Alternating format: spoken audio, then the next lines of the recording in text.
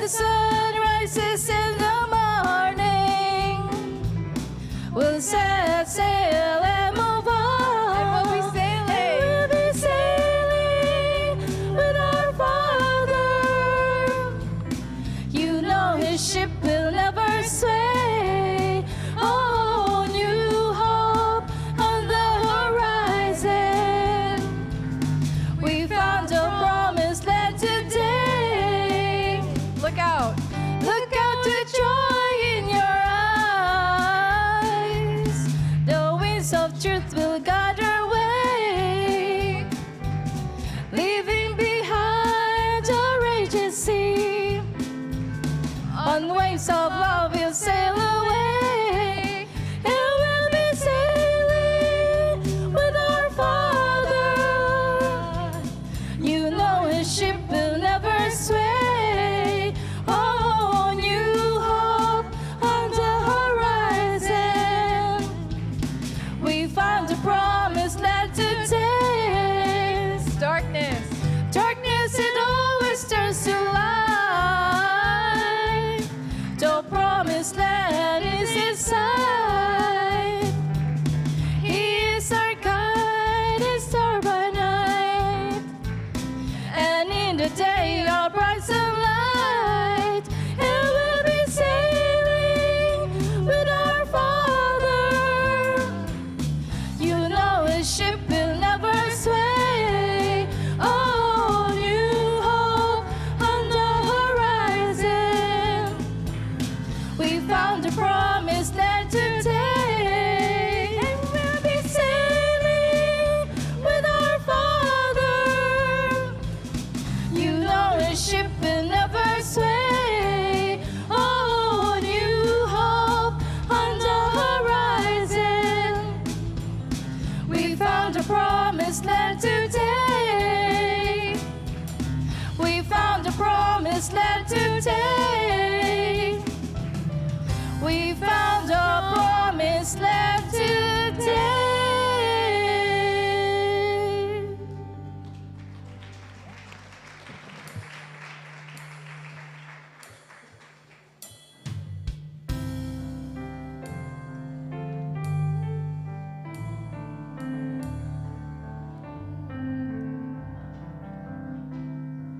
Sunlight beaming forth in the east from the fatherland, bringing tidings of a new world to families in the field.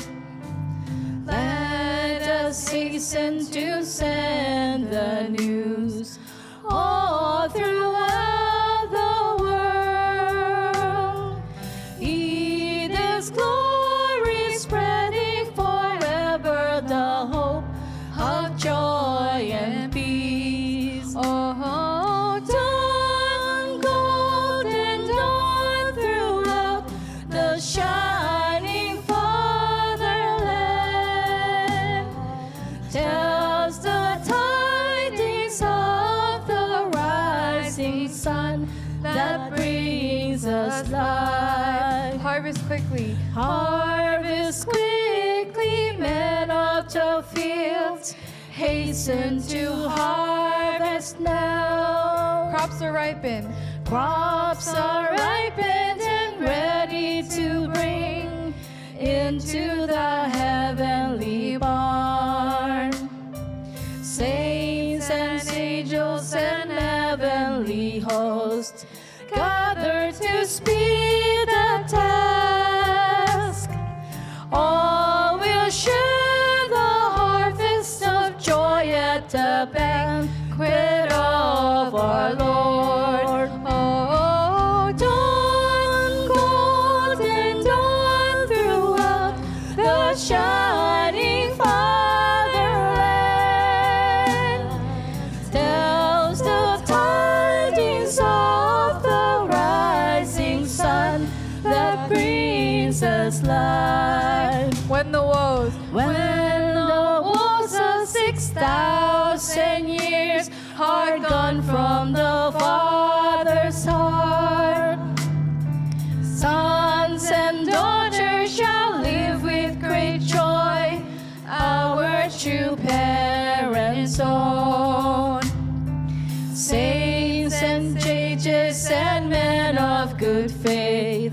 all waiting for this day.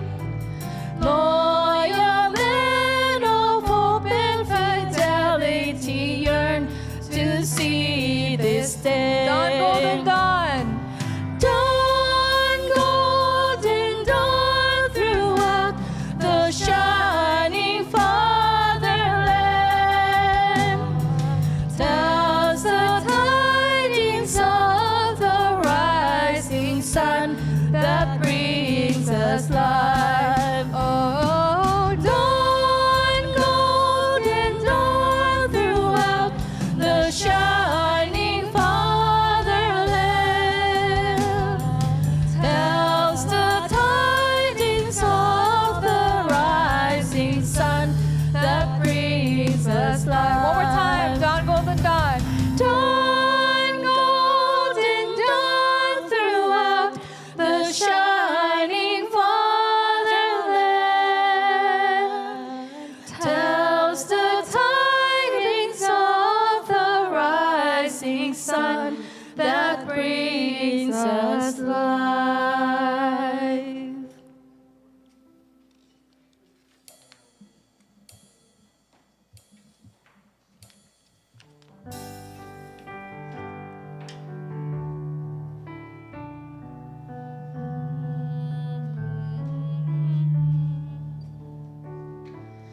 When I behold the Lord of all, my old self dies away. So dies the world of sinfulness, giving birth to good. Soon a new self. Soon a new self emerges,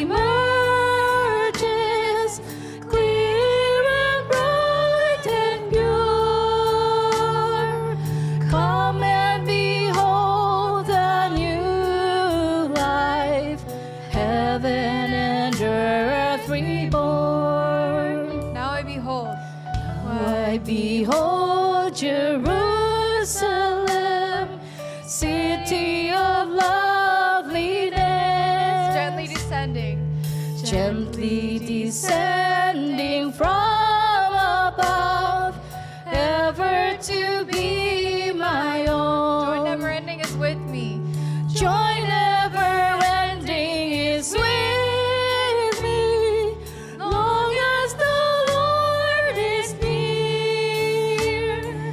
Joy ever flows in sweetness, river of precious life. Kingdom of God eternal. Kingdom of God eternal,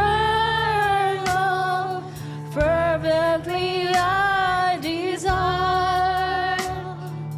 Heavenly rays so softly fall, shining the sun of grace, Spring forth. springing forth in rightness, fruit of the tree of life.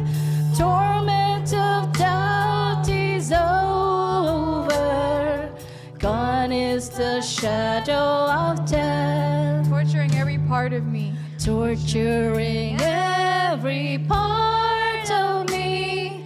Sinfulness rules my soul. Still God can raise me purified, giving creation to me, Letting me live. letting me live in His palace, shining with golden light. Boundless His love and kindness, boundless His love for me. Boundless is love. Boundless His love and kindness, boundless His love for me.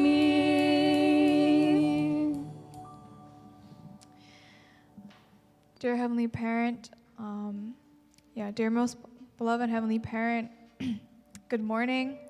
Thank you, God, for this amazing day, this Sunday, when we can gather here together in this church. Heavenly Parent, I pray that this church can really feel like your home, and it can feel like a resting place for our hearts, that we can come here every Sunday and relax and just let ourselves be free and let ourselves be with you. Heavenly Parent, we each come here with a different direction and a different path in our life, but coming together every Sunday, we're reminded of how much you need us in your providence and also moving forward, how much you really love us. And we're just so grateful. We're so grateful. Every day we want to be more and more grateful for you and the blessings you've given to us every day. So let this day be a reminder of how wonderful our brothers and sisters are and how powerful we can be when we really tap into our love for you, especially this special day, this church holiday. And we love you, Heavenly Parent. We want to offer everything to you as your children, as your true children. And I pray and report these things in the name of Hyojeong, Dohi, and Jinyoung's family. Bless your family. Aju.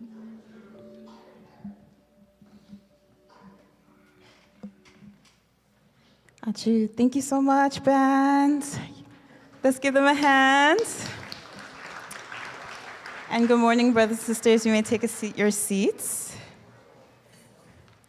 My name is Sasha Okan, and I'll be your MC for this Sunday service. Good morning, brothers and sisters. Are you excited today? Today is a beautiful day, beautiful weather. It's a little bit chilly, but the sun is out and it's warm outside, so I'm really excited today. And today our ministry team and volunteers have prepared an incredible Sunday service for you to experience. So are you excited? Yes! So before we start, let's dismiss our Sunday school students. So for pre-K to kindergarteners, you can go to the parsonage. And for first and second graders, you can go to the lilac room. And for the third and fourth graders, you can go to daffodil room. Fifth to sixth graders, conference room. And the seventh to eighth graders, you can go to the parsonage. So your Sunday schoolers, please enjoy your Sunday school class. Your teachers have prepared an amazing class for you. And yes, once again, good morning. Thank you so much to our Access community members for volunteering this Sunday. Let's give them a hand, our Access community members. Thank you so much for your smiles as we were greeted walking to the doors. It was great.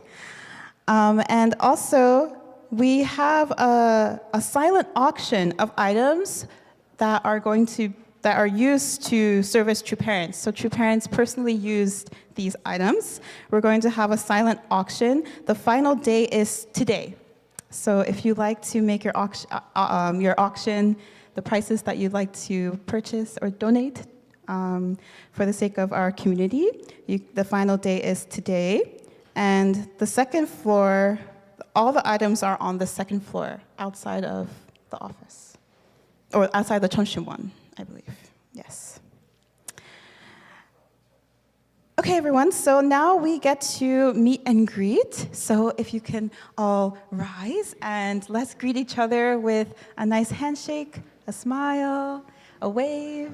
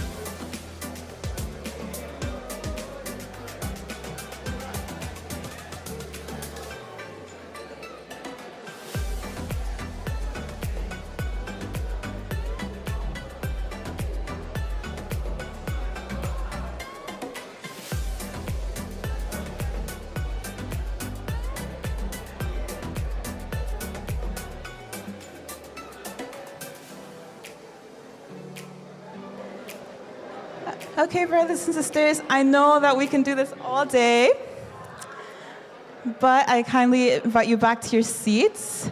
There will be time after Sunday service to have fellowship with each other. So if you can go back to your seats, let's continue our service this morning.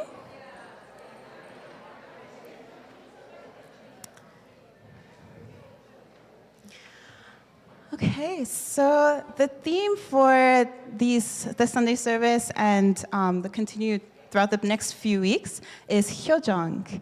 So today we have a few testimonies that were prepared to share about their experience, about why they're committing their life, why they have and will continue to commit their life towards Heavenly Parent and our true parents.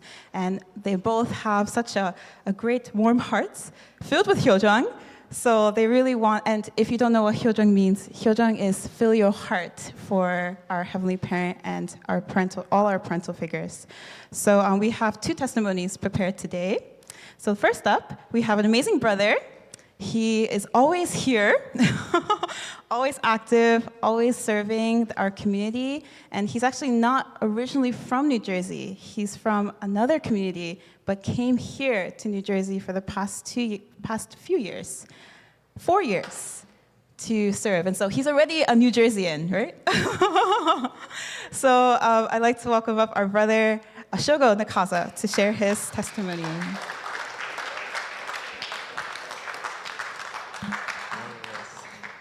Good morning, everyone. Yes. So, I was asked to share about why do I continue to serve? Like, why do I serve in the community, serve God? Like, what motivates me and drives me? And so I was thinking about it, and then they came to mind. Maybe Pastor Naokimi can relate. Like a very high salary of, public workers driving us. No, right? It's something else deeper. There's something else more fulfilling that drives people to pursue a life of faith and pursue God. And so, for myself, I was thinking about it this past week and thinking actually why do I do what I do? Why? Sometimes it's difficult, sometimes it's fun, sometimes it's exciting, but other times it's very challenging, and so why do I do it? And I think what it boiled down to, in one word, I would say is gratitude. And just like a background of why I got to that point was, for most of my life, actually, I was an atheist. And so maybe many of you heard this testimony. I'll be very brief with that part. But I basically didn't believe in God. And I saw God as people who believed in God as people who needed like a fairy tale to deal with a harsh reality. And I was like, yes, like I don't need a story to make myself feel better. And I thought I was very like intellectual and like very, like erudite in thinking that way.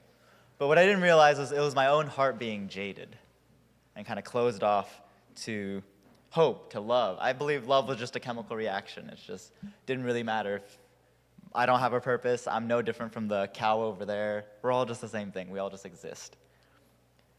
And ultimately, in the deepest part of my heart, I was unfulfilled.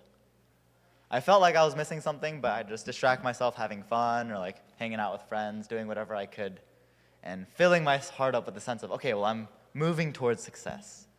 I'm going to graduate high school, get a degree in chemical engineering, go into petroleum engineering, make a lot of money, and then, that's what'll make me happy. That's what'll fill me up. And so me in that situation, looking back at it now, I felt like I was the last person that God should have loved. Someone who denied God, someone who sometimes nudged other young people around me to stop believing in God. I was pretty influential in my character. And then so like, I wasn't the greatest influence. But I was one of those second gen that was like,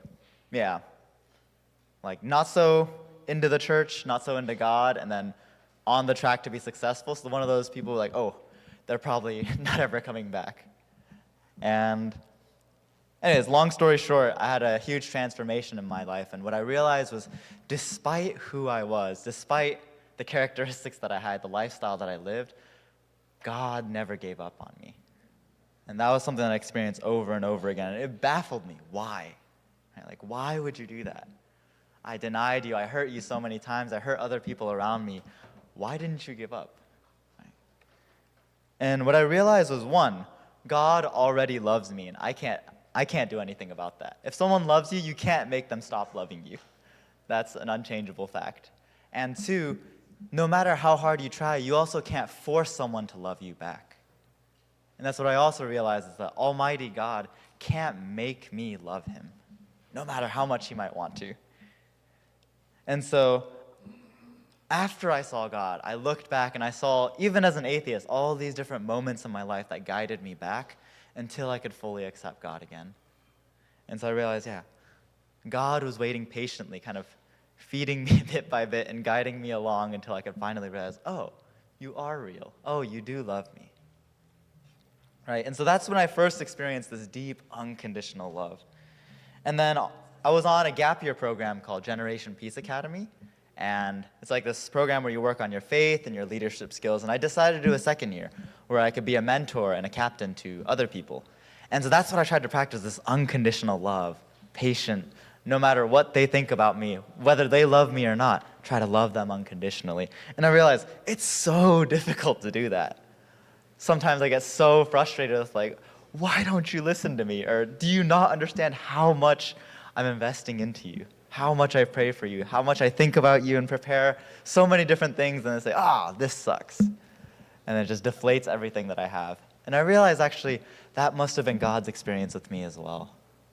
My own parents' experience with me raising me and having this rebellious teenage boy who's going through some angst and fighting against everything that they thought was best for me. Right? And so I felt so deeply grateful towards God, and also realized just as much as God loves me, he loves every single other person the same way. That, of course, I'm special, but I'm also like the same as everyone else, right? I'm the exact same as everyone else, that God loves each person in that same unchanging, undying way. And I realized, wow, God was so sad until I changed my heart and really saw him and received his love and loved him back. So looking at billions and billions of other people who don't feel that way, God must still be so sad. So I love God. I feel grateful towards God who changed my life, so I want to help him. And that stirred this heart inside of me for the first time, not just receiving love from God and saying thank you, but what can I do now? God, do you need me? Do you need me to do something? Right? And True Parents, a similar experience where they showed me who God was.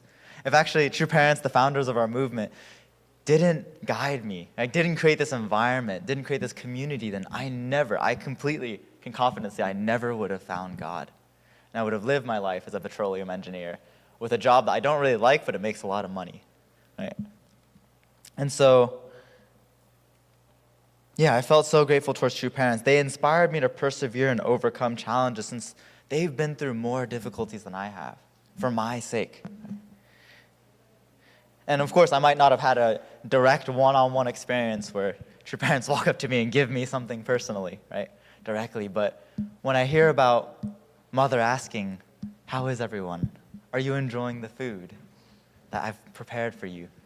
Hearing, she actually gave burgers to all the youth that are in Korea right now, and I'm there, and I receive a burger, and I'm like, wow, she actually really worries about me and cares about me. That's her love. I felt so grateful towards them and felt I want to give back. I know that they won't rest. They won't rest until God's will is fulfilled, so I want to give back. Our first generation, many of you guys are first generation elders, my own parents. I know they're all, in a beautiful way, crazy for God and will never rest. And so I realized, if I want to give back to my parents, if I want to give back to our elders, then I need to do something. Maybe we don't feel adequate. Many times I don't feel adequate.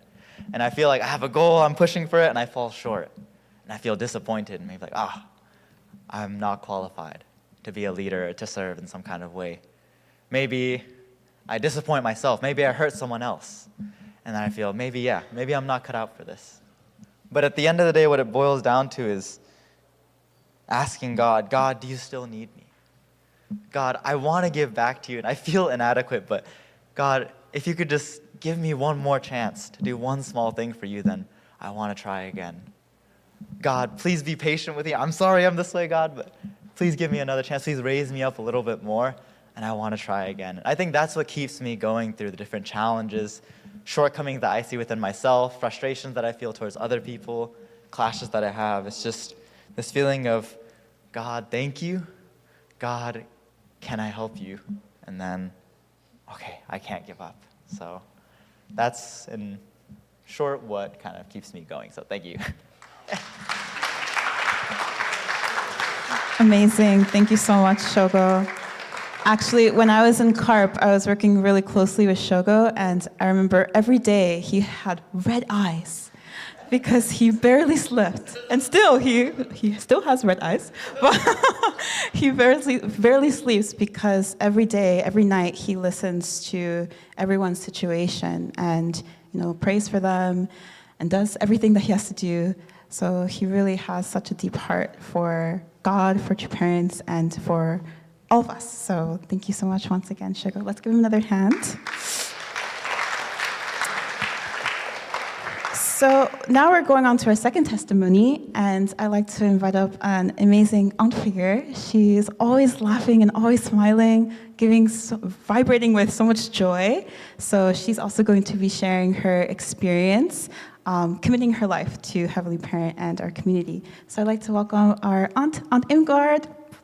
Let's invite her up.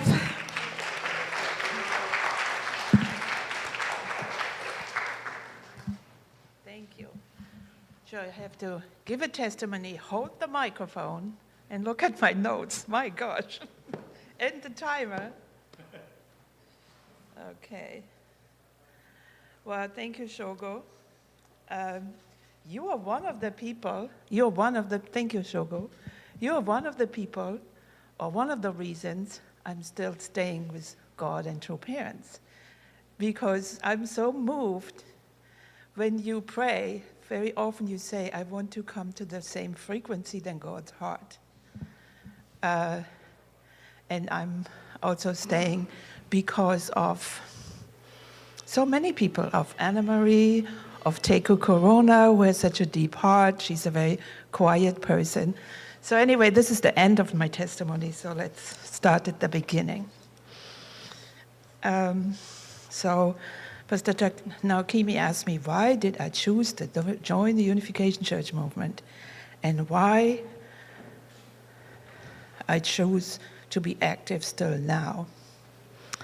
So this, of course, brought me back to my upbringing.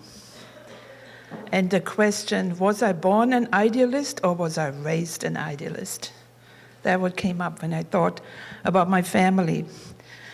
So I grew up in a small town in Westphalia in Germany as the 8th of 9 children. And our family traditions were all faith-based on the Catholic faith. And just an example, as we're coming onto the Christmas season, there's an Advent, right? 4 weeks before Christmas. And those Advent songs we sang together, they were not like singing or speaking about Jesus being born or Santa Claus or stuff like that. It was really more about the anticipation of Jesus' birth and the coming of the Messiah. Also books played a big role in my life.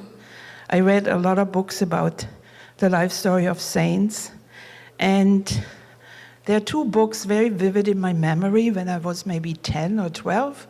I read about teenagers living in America, but in an indigenous tribe, what they experienced, or one in Africa. And books of Perles Buck, also, I read several of them. Found out that our true mother read some of them too. The Good Earth and The Living Reed is actually talking about a family living from the late 19th century to the Second World War in Korea. So I learned a lot about Korean traditions before I even really know much about Korea. And then there's a book from her, East Wind, West Wind, what is talking about how Western and Eastern culture can come together. It's actually a really good book. And Jesus is teaching, of course. I went to Sunday service every Sunday for many, many years. And I thought, if we would practice Jesus' teaching, we would have a much more just society. So why is that? That people who follow religions and their faiths, that is not reflected in their life, their businesses, and the society. I know now why that is, but at that time, I was puzzled. I also took, in my youth, I was maybe 15 or 16, I took 2 trips to Tithing. You might not be familiar with that, but that is a community founded by Roger Schütz, and they were seeking to live a Christ-like life. And there were Catholic and Protestant brothers living together. So, oops, I mixed up my pages.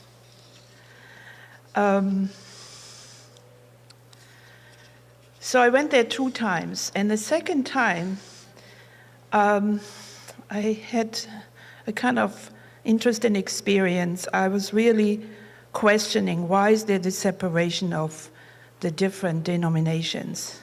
And also about integrity and sexuality. And I couldn't find any answers, so I turned away from my faith, focused on my education, and that brought me to move away from home. And I lived in a town called Kassel, and there I met this young lady on the street, and she stopped me while I was going for shopping, and she stopped me and she said, are you interested in a new society? And I felt, of course, who wouldn't be interested in a new society? And to explain, our name used to be Holy Spirit Association for the Unification of World Christianity. And in German language, association and society is the same word. Okay, so she told me a little bit about that they live together in a center and why I don't come. So I was curious and I went. And there I was in a one-on-one session, no blackboard. I was explained about the explanation of the divine principle. And that was very intriguing. And the main points I was intrigued by was the purpose of our lives, and that God had in mind that we actually would grow to perfection.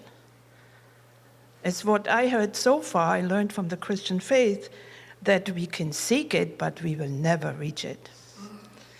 And about the fall of man, that it was not predestined by God. That was also like, wow. And that there was something wrong with the sexual love and the love between husband and wife and the love relationships. That made a lot of sense. And then the mission of the Messiah, and that Jesus dying on the cross was only a secondary cause. And then also what intrigued me a lot was that history was guided by God to restore humankind to original ideal, and there were these interesting repeating parallel cycles in history. And as I grew up in Europe, and that is like the history of parallels is focused a lot on that, it made a lot of sense.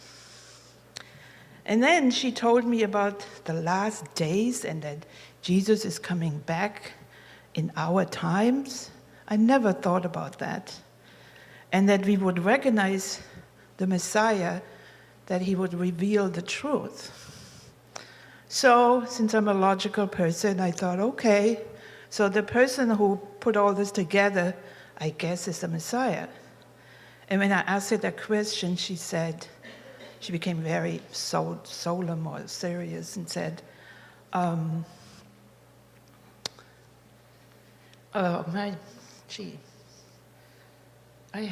my 7 minutes already over. Oh my gosh. I knew it was tough. Anyway, so when she said, yes, Sun Myung Moon is the returning Christ, I was like, woof. I went back home to my apartment, shared with a girlfriend, and I said, you know, I met these people today. They think Jesus is back on earth. But this was not the only reason. I went to a 3-day workshop, and there I learned about physical and spiritual life, and that you need your physical body to grow. You need vitality elements. And then I learned about resurrection, because that was always never really explained. Jesus was resurrected, we will be resurrected. It was always this vague understanding in Christianity. From what I learned. And then I asked this question, so how can all these spirits who already passed away in the spirit world, how can they be resurrected? And he said, good question. Why don't you stay for the 3-day workshop? No, for the 7-day workshop. So I stayed, and that was actually a quite more difficult time that week. Because I learned that we are from a satanic lineage. And I couldn't imagine. He was saying, your parents are from a satanic lineage. And I couldn't imagine my parents being satanic. And I cried a lot. And I actually left the room. I couldn't take it.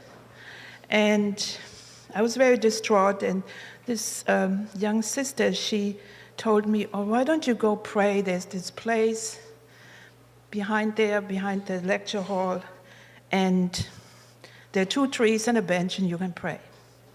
So I did pray there. And that moment with God, I consider that my rebirth, because then I started a new life with God, and I later found out I started a new life actually with true parents. Those 2 trees resembled the original first human beings, and our true parents as well.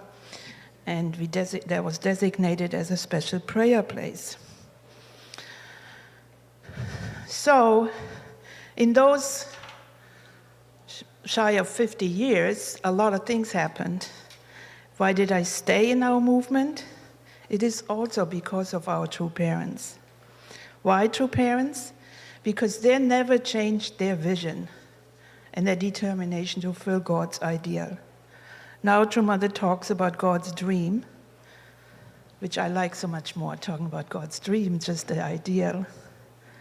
My understanding of the divine principle actually changed quite a lot since then. My faith and my relationship with God grew deeper and wider. I used to come to God as my Heavenly Father. Now He's my Heavenly Parent. In other faith communities or religions, from what I experience, teaching, the word, and ceremonies are the most important. But what I learned from our true parents is that those are only tools to help my life of faith, to help me to be a person who lives according to my faith. But living by the logic of love, meaning living for the sake of others, is really the most important thing. And it's also the one thing what can change this world. Reconciliation is really the one and only thing what can heal the wounds of people. When we think of the conflicts happening in our world, it's really coming all to that. And I never forget, one time Pastor Naokimi said in one lecture, why in a perfected world we couldn't take advantage of others, or, do selfish things, evil things.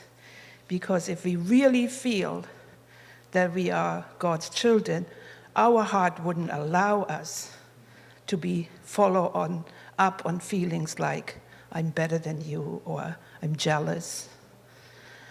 And of course, the blessing is the other reason why I stayed.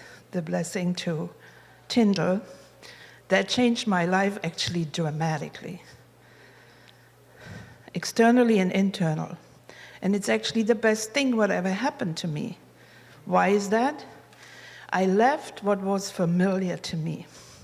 I had to adjust to a very new environment, left my family at home, my home country, my friends, and started anew. But there will be another testimony, right? What all happened in there. But I also have to say, when I look at my brothers and sisters, they are also the reason.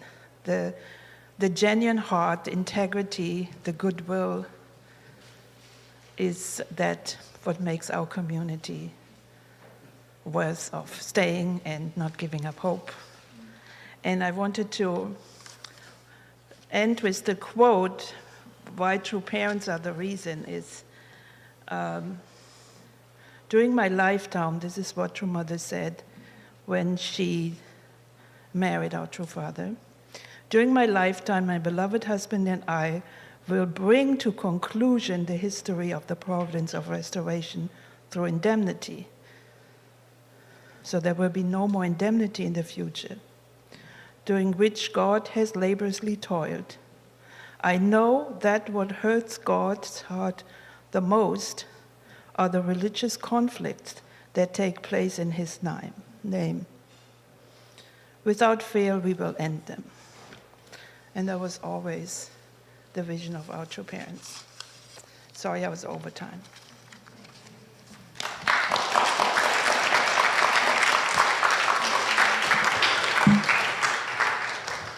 Thank you so much, Anna Ungard. That was really incredible. I always love hearing our testimonies from our older brothers and sisters about joining our movement, because it shows me how God is always guiding us. You know, God is always guiding us if we have a searching heart for us to grow closer in heart with our Heavenly Parents. So thank you once again, Ungard and Shogo, for your beautiful testimonies. Let's give them both one more applause.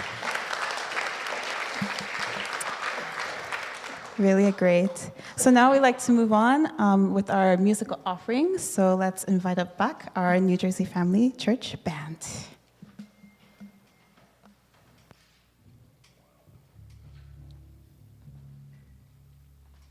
All right, good morning, everyone. The song we're going to offer is Sunflower, and it's a pop song, but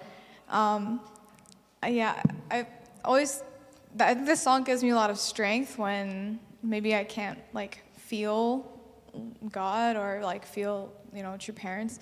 It's not easy to always feel in the spirit or with motivation to do your mission or to live every day with God. So this song really helps me tap into my heart of attendance towards true parents, and especially true mother, because she talks about how she wants us to be like sunflowers who always follow the sun, whether we see it or not. So this song is just such a fun song, so I hope you enjoy.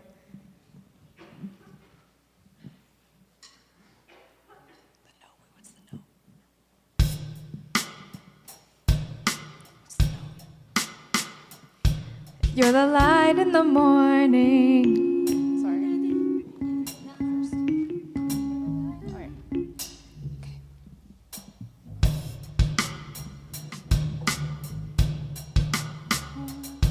You're the light in the morning. You're the breeze in the afternoon. You're the water welling up within me. You are making me new. You're the roots that go deep, deep down. You're the energy I need to grow. You're the mover of my every season. You surround me everywhere I go. You are the sun, and I'm your sunflower.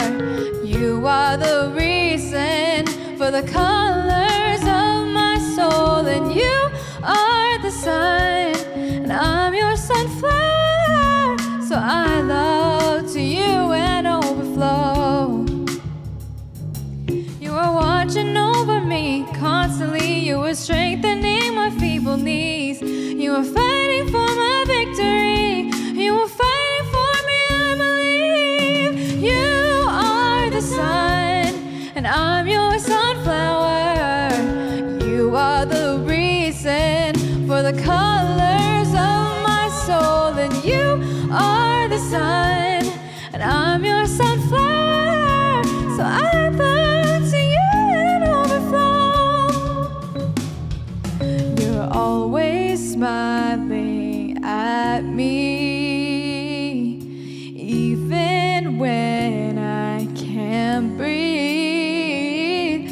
You're always smiling at me, even when I can't see.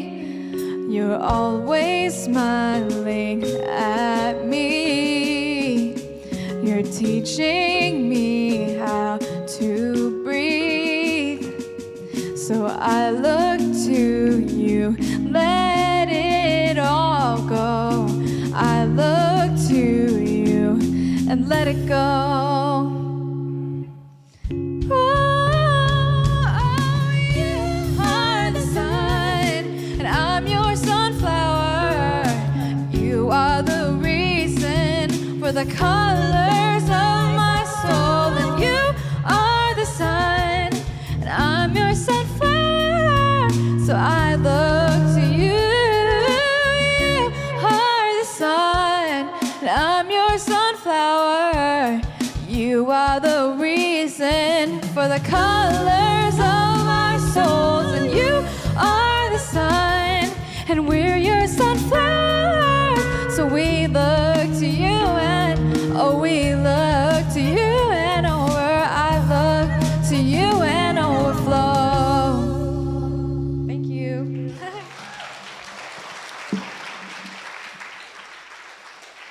Amazing. Thank you so much, band. Wow. Hyojeong, your voice is so good. Let's give another round of applause. It's really great. And I think this song was really fitting for today's message, as the sunflower always looks towards the sun. Really, having a heart of Hyojeong is always looking towards God as our Heavenly Parent. So to continue on the message, I'd like to invite up our senior pastor, Pastor Naokimi, for our message about Hyojeong. Let's invite him up. Thank you. All right, good morning, everyone. Thank you, band, again. It was really a joy, and also the testimonies for really sharing why you continue to be committed to our community. It's always refreshing to hear that. Today's topic actually is a part of a series. So we're doing the 4 Realms of Heart series till the end of the year. And last week we started with the Children's Realm of Heart, which is the first one. And if you remember, the main part of really the Children's Realm of Heart was on, we gave an example of coming to church. You guys remember that? I asked you a question. How many of you guys come to church out of a sense of duty? And then some of you raise your hand, like because maybe you were told to, or your parents dragged you, or something like that, right?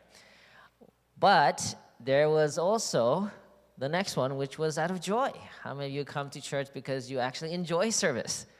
Actually, not so many of you raised your hand. No, actually about half of you, almost half, not exactly, raise your hand that you enjoy service. But then when I asked the final question, how many of you came out of this heart of bringing joy to God? And surprisingly, most of you raise your hand with that. And we've been taught through our founders, Father and Mother Moon, that everything we do, we want to do out of this heart of attendance, this desire to make God happy. That's why we do things, right? It's actually it's a very high level, actually, of Children's Realm of Heart to do things out of a desire or motivation to bring your parents joy. So today I wanted to focus on this final part, which is attendance. And I like to always bring practical, concepts. How do you apply this concept to our lives? So are you guys ready for the topic today? This is, it's about really doing things out of a joy, out of a desire to bring God happy, right? So this concept of attendance, I think a close correlation, there's a Korean term called Hyojeong. And this is probably Mother Moon's favorite word, Hyojeong. Okay, it means filial heart. Hyo is filial, like filial piety. Jeong is heart. This is, I think Mother's favorite word because so much that she puts HJ on everything, including buildings, including organizations, HA, everything, right? So she really likes this word, and I think it's because that's been her lifestyle and motivation. Everything that she's done throughout her many years of life has been with this fundamental desire of bringing joy to God. And I think there's a lot that we can learn from this kind of heart of Hyojeong. Again, it's not easy, but it's something we can strive for. So here's a quote. I really like this one. This one is really shares. The term Hyojeong includes giving one's whole heart. If we had to translate it into English, we might render it filial duty. However, the word duty is not enough. Hyo means duty motivated by love, duty that is not compulsory, but is happily voluntary, and that provides one's life its deepest meaning. So, Mother Moon. Okay, so this is really the understanding of Hyojeong, this desire to bring God joy, voluntarily, happily, and with deep meaning. This is really the heart of Hyojeong. And this is what we want to strive to develop in our relationship with God, our beloved true parents, including our own parents, if that applies. So here is the foundation. Might feel like a bait and switch, but today I want to connect this concept of Hyojeong with the uncomfortable topic of tithing. Okay, so I'm going to ask you guys the same similar questions. How many of you have offered a donation to church in the past 12 months? Okay, almost all of you, great. How many of you give that donation out of a sense of duty? I should give money to the church, okay? By the way, you can do multiple levels, so it's okay to have multiple. How many give to the church, give donations to church out of a sense of joy? I love giving to the church. Okay, about 10 of you, great. And how many of you give donations to the church out of this desire, by giving to the church, I glorify God, I honor God, and I really want to bring God joy? Okay, about 20 of you. So how about the rest? Right, okay. I know this is a tough topic, but as a pastor, I'm responsible to share. So today, I really want to challenge your understanding of tithing. Some of you may feel this is familiar or you already know this, but I think this is really important. For the future of our community, this is really essential. You know, recently, our president, Damien Dunkley, has introduced this concept. He was in Asia for several years, very poor countries, but he challenged those poor countries, the members in those countries, to give a donation to Mother. Usually they were expecting money to be given, but he challenged them to give. And he was thinking and reflecting, what would be a good challenge for America to do that's equivalent to what he asked the poor Asian countries, Southeast Asian countries. And he came up with the concept. He said, you know what? I really feel that America, in order to serve the world and in order to be a good model, we need to really practice Hyojeong tithing. Okay? And what he meant was, we went through the books. We understand the whole data around our country. Most of our members in our community are not tithing. That is the truth. Even those who are is about maybe 2 to 3%, not 10%, on average. On average, that is the data. It's just the data across the board. No judgment, it just is, okay? And so if America really wants to make a difference in impacting the world, impacting our community, then we really need to get our tithing culture in line with heaven's expectation. And so I really felt the beginning part is really tackling this head on and really explaining and emphasizing the spiritual reason behind tithing. Because the biggest misconception of tithing is that, the only reason why you emphasize tithing is because the church needs money. Well, part of that's true. Definitely, you need money for any organization. But there's a deeper significance to tithing that's more spiritual, and that's what I want to go over today. So, for the full sermon, we usually cover all three, like basics and spiritual significance and benefits. And I'll touch on each of them, but I'm going to focus mostly on the spiritual significance of tithing today. Okay? So in terms of the tithing basics, we have the, how much is a tithe? Anyone? 10% of what you make. Well, let's check the Oxford Dictionary. It says, a tenth of annual produce or earnings to support the priesthood. So that's according to the Oxford Dictionary. And even in Leviticus 27:30, it says, a tithe of everything from the land, whether grain from the soil or fruit from the trees, belongs to the Lord. It is holy to the Lord.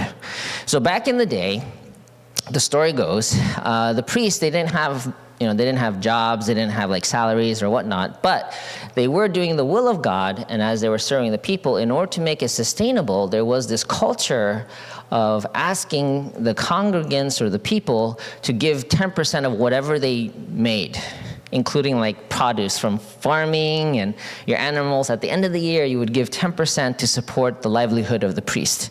So that's kind of where that kind of concept comes from. Purpose, well, this is according to Father Moon. It says the purpose of a tithe, return a portion of what you earn to God as a tithe. Give 1/10 to the local church, 1/10 to the national level work, and 1/10 for the worldwide level, 3/10 in all. Well, that's a lot. In addition, all citizens of Cheonggyeok will provide funds for the well-being and peace of humanity, not by taxation, but by voluntary contributions. They will demonstrate the model of offering the first 3/10 of their income for public purposes. So according to Father Moon, actually, he doesn't want to even limit it to 1/10. He's saying that 1/10 is just for the local, 1/10 should be for the national, 1/10 to the global kind of contribution towards peace. So it's quite a high standard. Again, I'm just explaining what was said. I didn't say this, Father Moon said this, okay? But the Bible does emphasize, especially the Old Testament talks about 10% as the main foundation. Now, the attitude, this is, the basics is it's 10% for the purpose of the spiritual work, God's work, local, national, global. But the attitude with which to give the tithe is the most important, okay? The attitude. He who sows sparingly will also reap sparingly, and he who sows bountifully will also reap bountifully. Each one must do as he has made up his mind, not reluctantly or under compulsion, for God loves a cheerful giver. A cheerful giver. This is 2 Corinthians 9:6-7. And This is from Father Moon. This cannot be an imposed tax. It has to be a gift that citizens offer willingly to heaven with joyful hearts. So again, if you want to apply, similar to attending church, if you want to apply this Hyojeong heart, then it's really about the 3 levels of giving, right? Formation level is more out of duty. Growth is really out of joy. And third is this heart of attendance with which you give your donations. Does that make sense? So, again, no judgment, just a self-assessment. See where you're at in terms of your donations. And, you know, again, it is very personal, and money has a lot of, it's very sensitive. Money is a very sensitive topic, right? It's hard earned. You have experience of it growing up. It means many things, more than the actual amount or the dollars. There's a spiritual, emotional relationship that each person has with money. And that's something to really reflect on. You know, it's funny, as I was walking out the door this morning, I told my wife, oh yeah, I'm gonna give a sermon on tithing today. And then she looked at me and she was like, it's all about the money, isn't it? I was like, hold on. I was like, no. There's the spiritual meaning behind the money. And then, interestingly enough, she sent me a Bible verse. This is the first time she sent me a Bible verse, so I'm going to read it for you guys. She sent me a Bible verse. This was surprising. This is from Luke 18:9-14, the Pharisees and the tax collector. This one? Remember this one? Okay.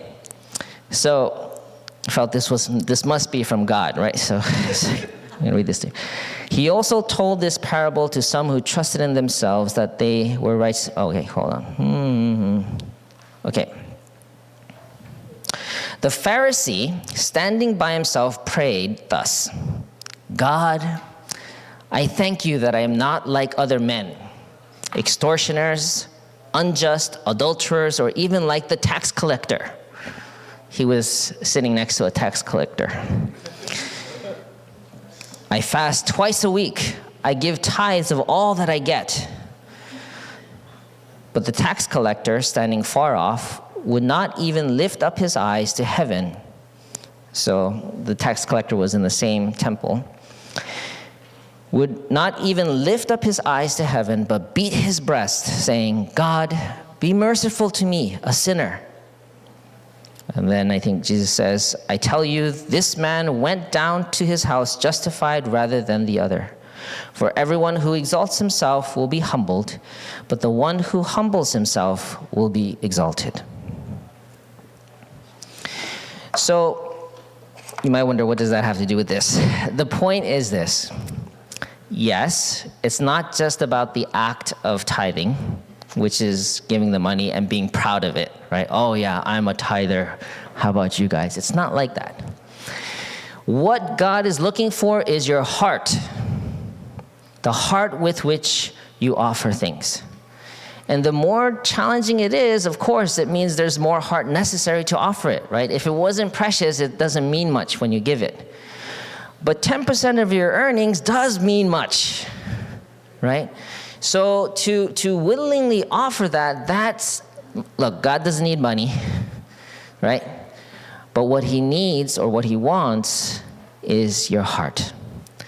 And so the money just symbolizes that hard-earned effort to really give it willingly is something that God receives, that you really willingly offer that.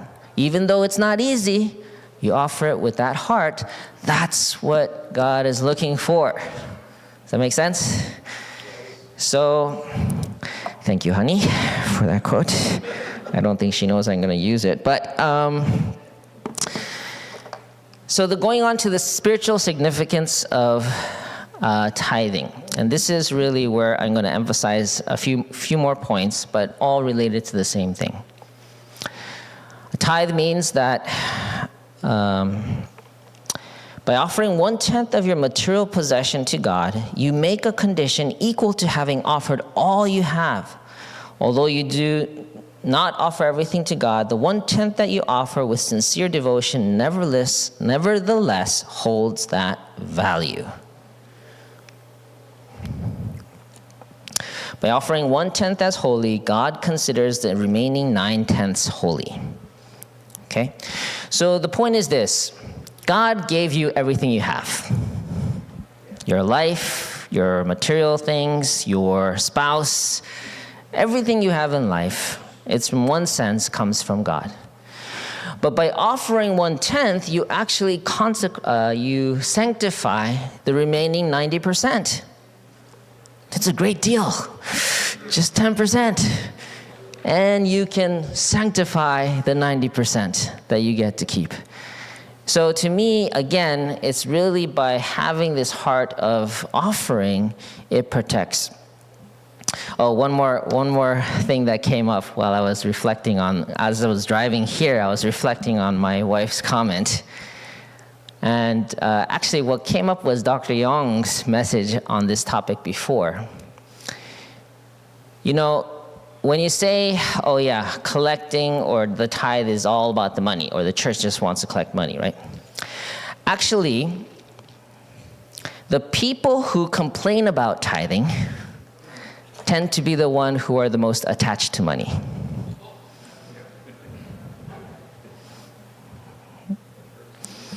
Think about it.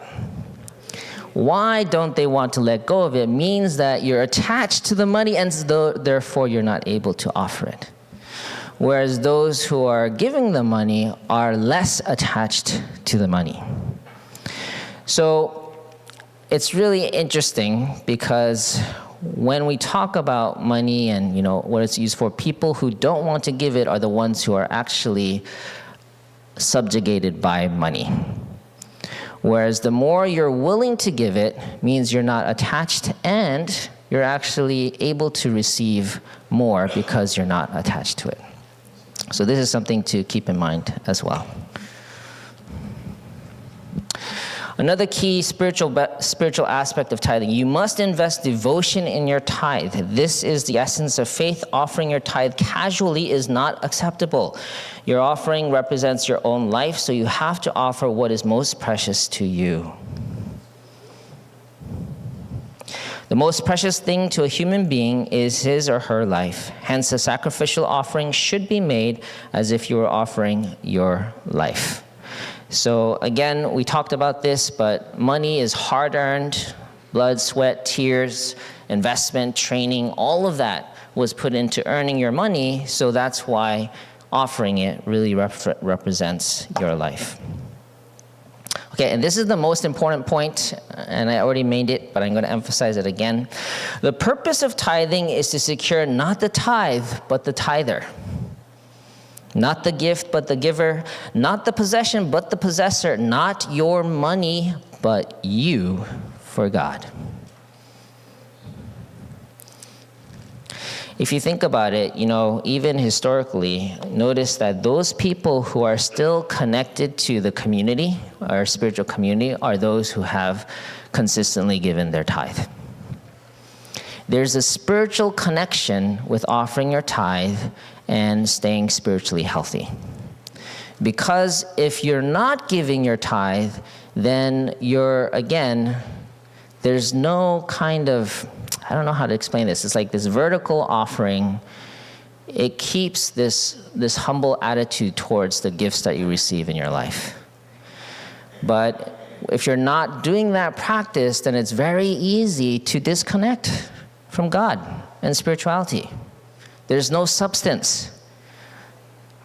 You can come to church, listen to service, oh, that was nice, I'm getting the benefit, but if you're not really giving back, then you're not spiritually protected.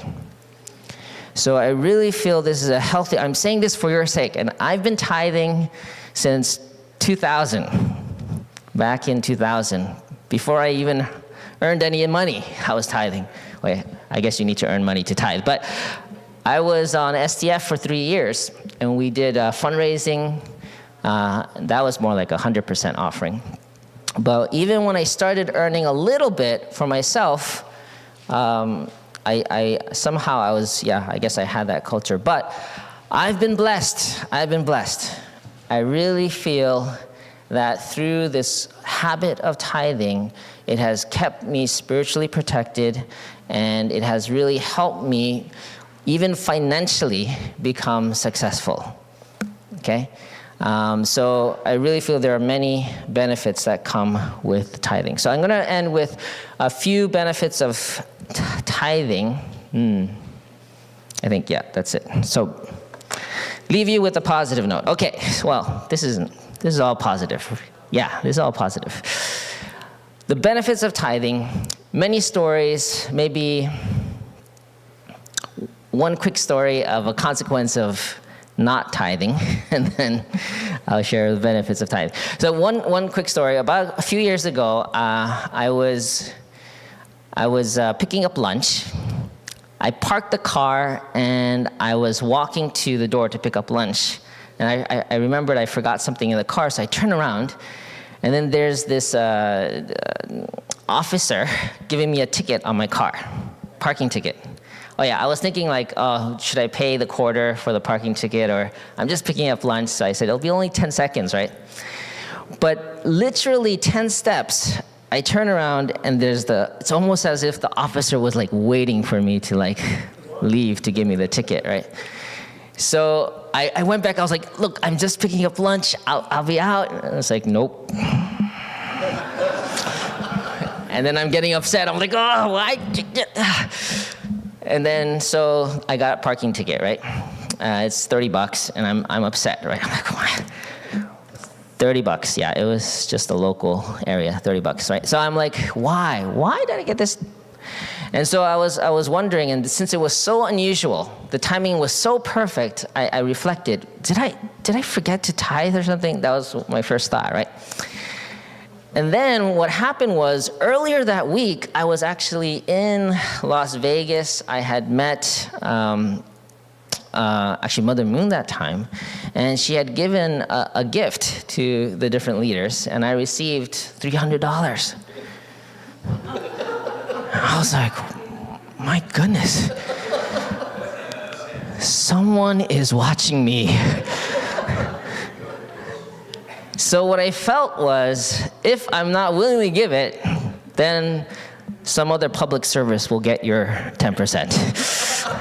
Whether it's the city, the parking, whatever it is, I find that when you don't offer your tithe, you'll end up paying for it some other way anyway. So might as well give it to church, right?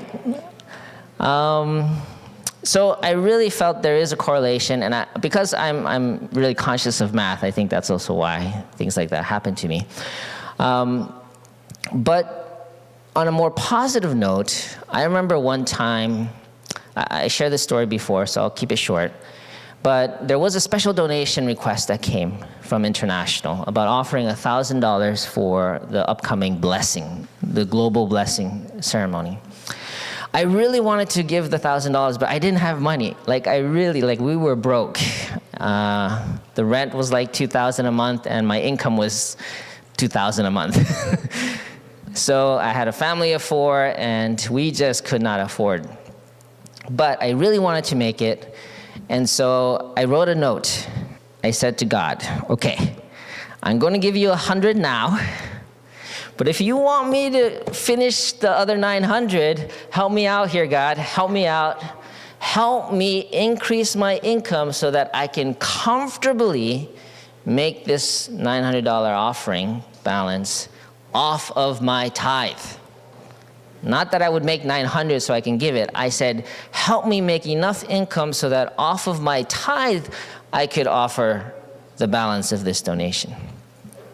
So I made that deal. I wrote it down on the piece of paper. I gave the 100, said conditionally on balance will be paid on the condition of my income in the future, something like that. Anyway, long story short, my wife got a job. Of course, we're not just doing that and sitting and just praying to God, right? We are actively trying to earn more money, But my wife got a job, I got a job, we both got a raise. By the end, 1 year later, I pulled out the sheet and I calculated, and then I was able to, off of our monthly tithe, off of our annual tithe, we were able to pay off the $900 balance within a year. You can give a hand to that. Anyway, my point is, I really believe in the principle behind tithing. And for your spiritual and material sake, I want to encourage you to try it out. I want to encourage you to test it out. And the reason why the 10% is really important rather than a set sum is that by making it a percentage, you're also encouraging Spirit World to help you earn more income. Think about it. If Spirit World cares about this community, and you're committed to your tithe, then they're going to be committed to help you earn more income so that you can offer more. Does that make sense? Maybe. Okay, it may not make sense completely, but for me, that's what I've believed, and that's what I've committed to the past 24 years, and I've experienced it firsthand. And I've been blessed financially, and I really believe it's because of my commitment to tithe. Every time my income increased, I gave that increase, the 10% of that increase, to church. And so it kept growing from there. So again, I want to challenge you to test this out. You can even think about testing it for the next month. I don't know how quickly your Spirit World works.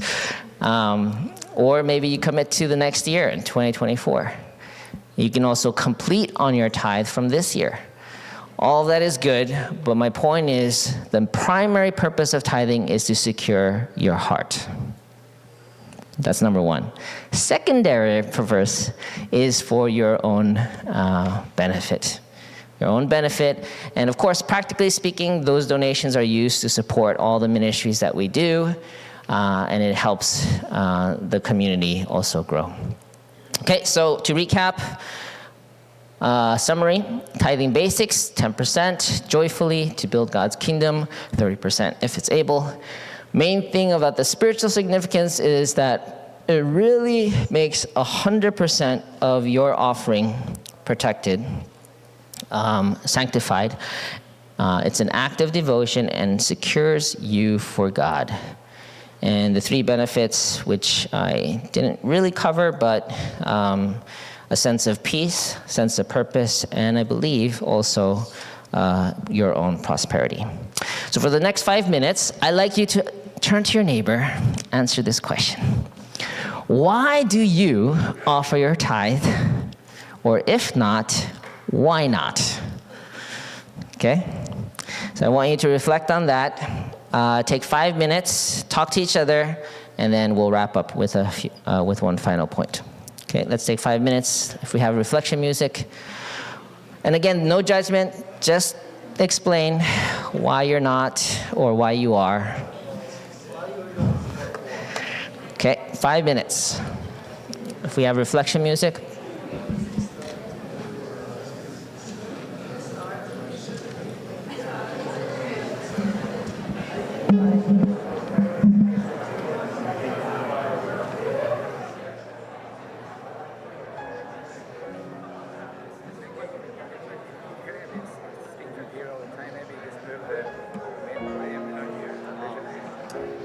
Yeah, that's a good point.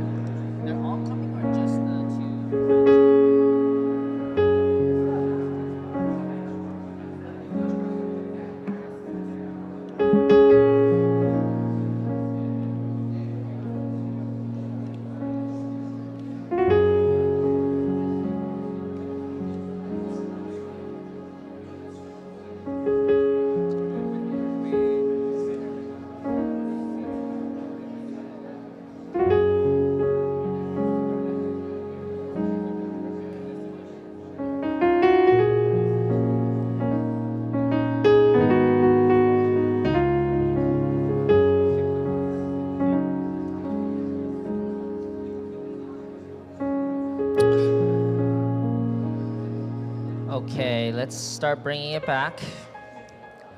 Thank you guys for sharing. You can thank your neighbor.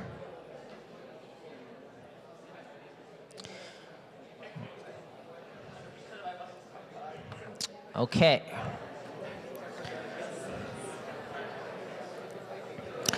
If I can get everyone's attention, you can continue it. If you hear me, raise your hand. If you can hear me, clap your hand. Clap it twice. If anyone's still talking, clap their, no, okay. Okay, so whatever answer you came up with, why you tithe or why you don't tithe, it's completely understandable, reasonable. And every one of us have our situations, I know, in terms of finances and even, actually it's mainly, many times it's not even finances. It's more emotional. It's more things, it's more like trust issues even. No, I don't know what Pastor Naokimi is using those money for. Right? So I can understand. There's a lot of emotions related to money, and including your experience growing up as a child and your relationship with money. If you grew up feeling scarcity around money, then you tend to cling on to it. If you were modeled from your parents more abundance or just freely giving, then you feel more easy to offer. Whatever the reason, I really want to challenge you to try. The challenge of the week is really make a commitment to offer your tithe. Those who are already tithing, I encourage you to encourage someone else to try it out. But those who are not yet tithing, I really want you to test it out. Try it out for yourself. How do you feel spiritually? How do you feel physically? And how is your finances as a result of making that commitment? Okay? And then we can take it from there. To share one testimony, I'd like to invite up Mr. Bibi. He is going to share a short tithing testimony. And we'll see how it goes. Let's welcome up Dr. Bibi.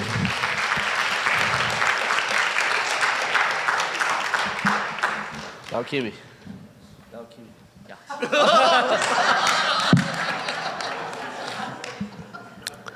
That was not a tithe. That's a Sunday service donation.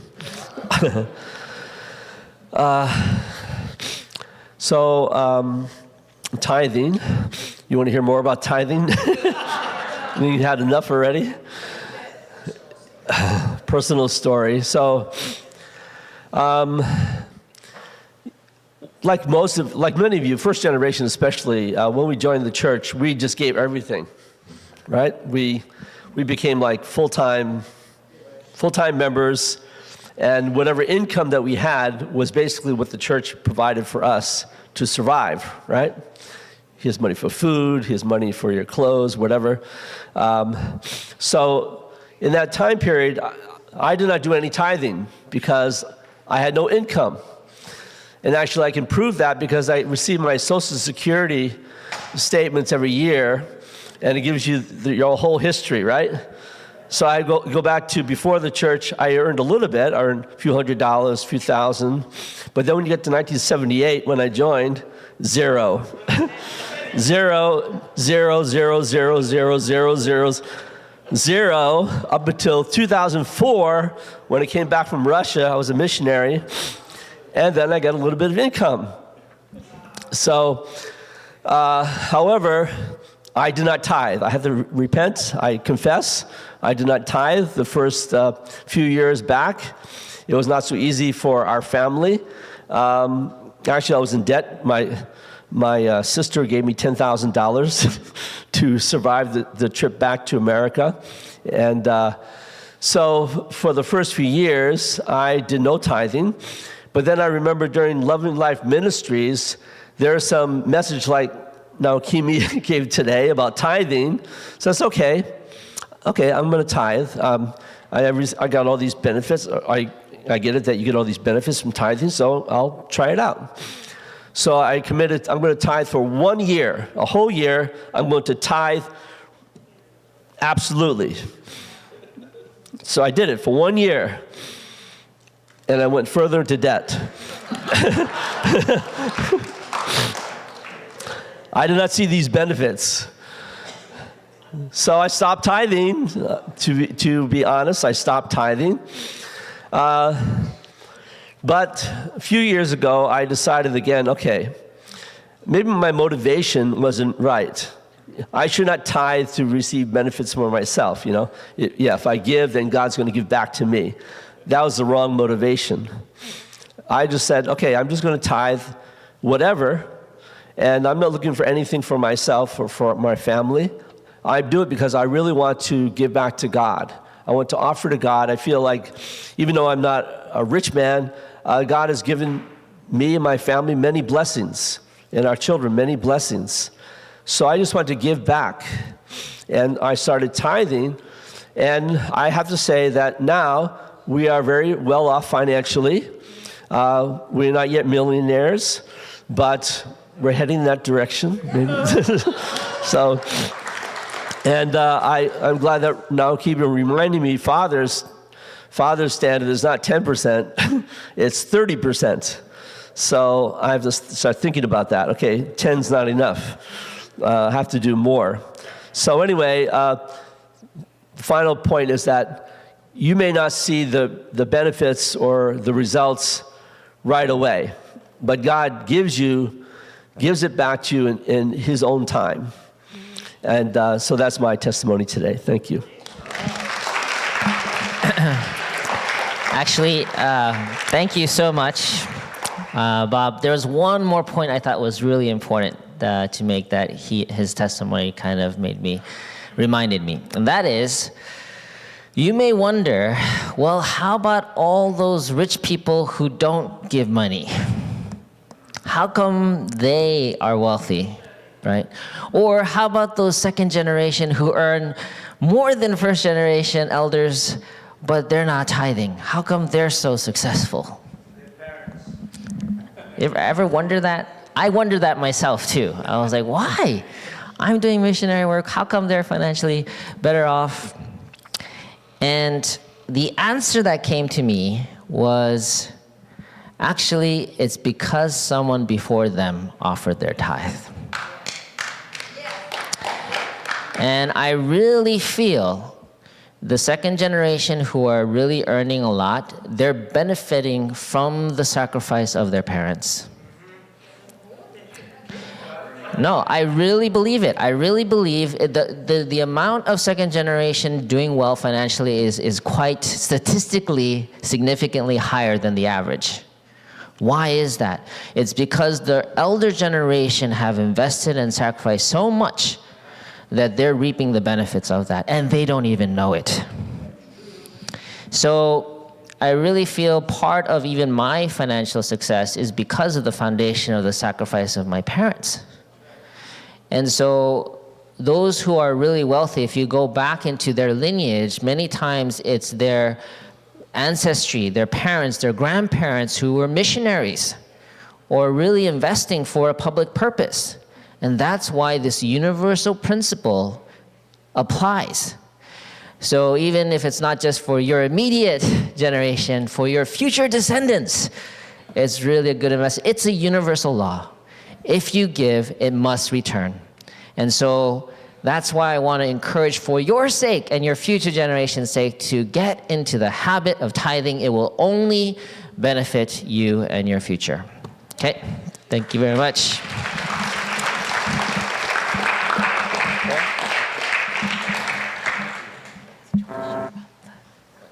About the council.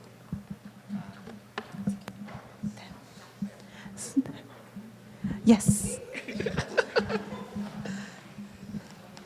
Good morning. Good morning. Wow. Amazing today's Pastor Naokimi. Thank you very much. We talk a lot, and I see, the Pastor Naokimi is very honest and integrity or sincerity is a high, very high. And he always saying, whatever I said, I have to practice first. The leader must be like that. If we leader talk, but they're not following what they're talking, then how come member can trust leaders? That's his attitude. Then I agree that. Then that's why when I was young, sorry. When I was young, I was very struggling to I have preconcept of the religious group I already shared because they talk are nice, but they're not practicing, I see. That's why I was so struggling about that. But when I joined I met the Unification Church, they try to be like mind and body unity. What they talk, they practice. That's why I joined the church. There I felt this group can change the world. So thank you very much. So let's practice. And I'm family tree, ancestors, senzo. That's, that we already talk about Japanese members knows how important the ancestors will affect to the future descendant. So we totally understand that point. And if you check your family tree, you see more what is the reality of your family. Thank you. Then please join me in prayer. God, Heavenly Parent,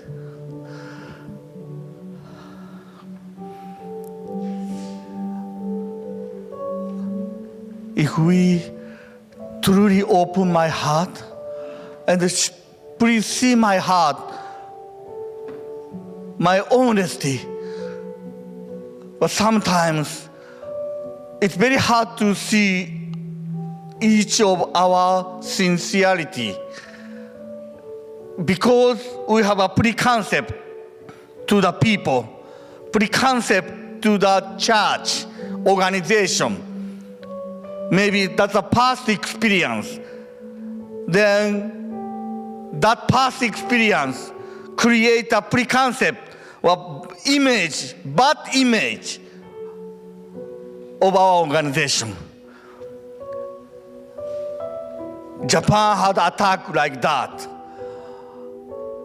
But God, if we are truly will be honest and our sincerity, not for myself, but for God and the people and the world,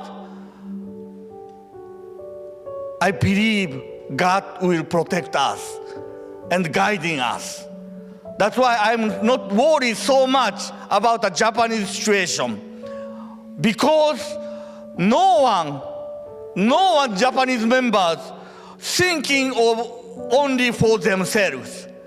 All members following the true parents, they are thinking for others, living for the sake of others. This is God we learn from true parents, and we want to practice that even 50 years later, like now. That's why when I hear the elders' stories, I'm so moved, and I'm so appreciate our elders. They are building the foundation, and they are very sincere. They don't expect any money. They don't expect any success, but just for God, just for the people they are living. We like to follow that. God, our community, that's why true parents create a people. True parents, God, you create a wonderful people, wonderful blessed families here. And we continue to practice, even we're not perfect. Sometimes we lie, sometimes we struggle, but we want to practice to the ideal, to the ideal world. I prayed for this. My name, Atsushi Takino, Namiko Takino, Blessed Central Family. Adieu. Let's have a unison prayer.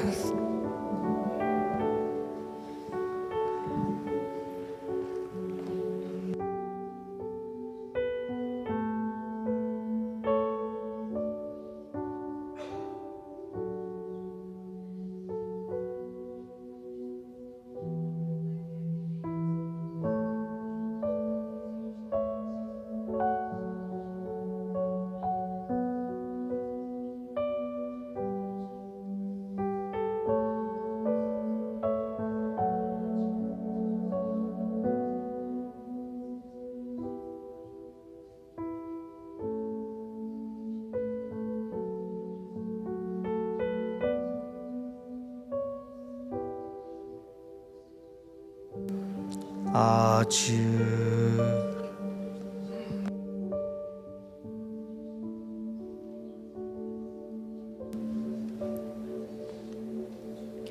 Adieu.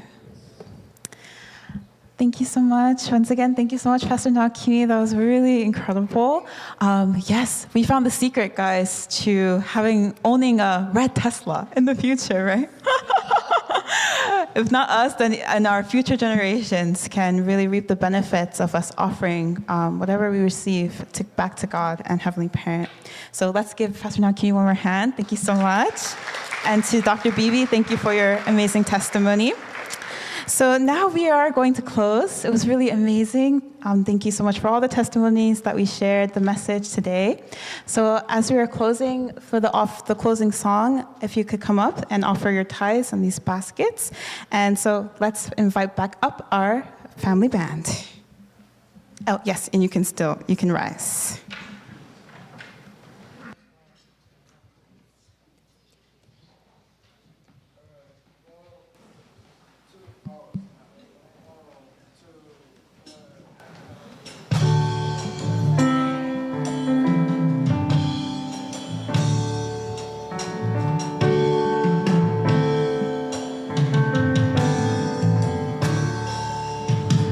Father, you've been on this road so long. Oh, won't you rest your weary head upon my heart? Just take my hand, and together we will find a secret place where dreams are born and love's alive. Your love's alive.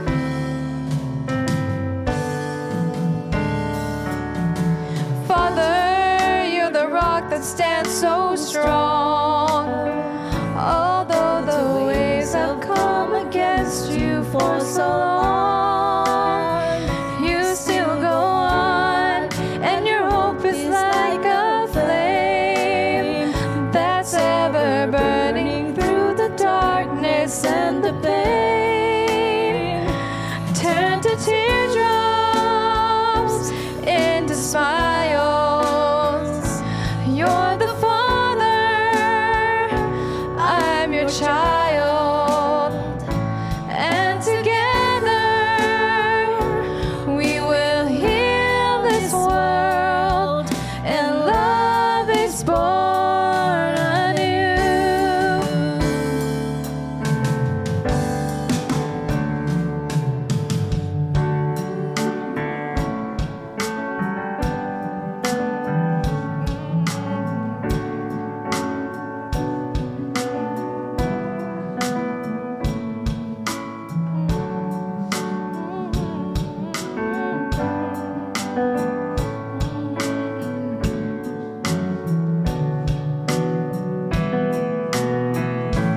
Turn the teardrops into smiles. You're the Father, I'm your child, and together we will heal this world, and love is born anew.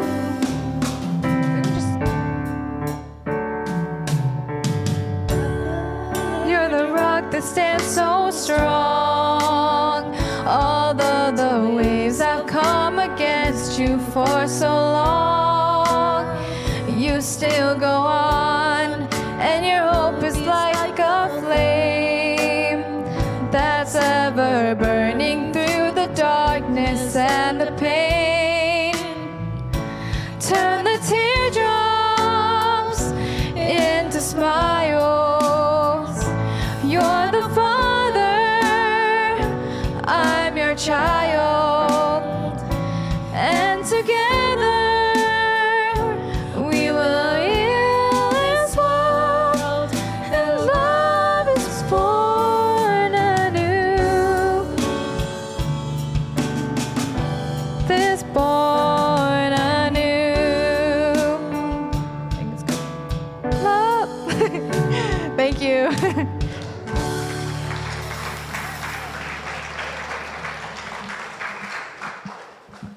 Thank you so much. And thank you, brothers and sisters. Have an amazing week. God bless you. And as you leave, you can greet our pastors.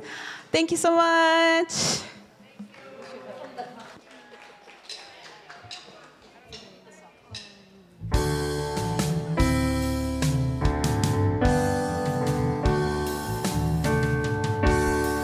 You've been on this.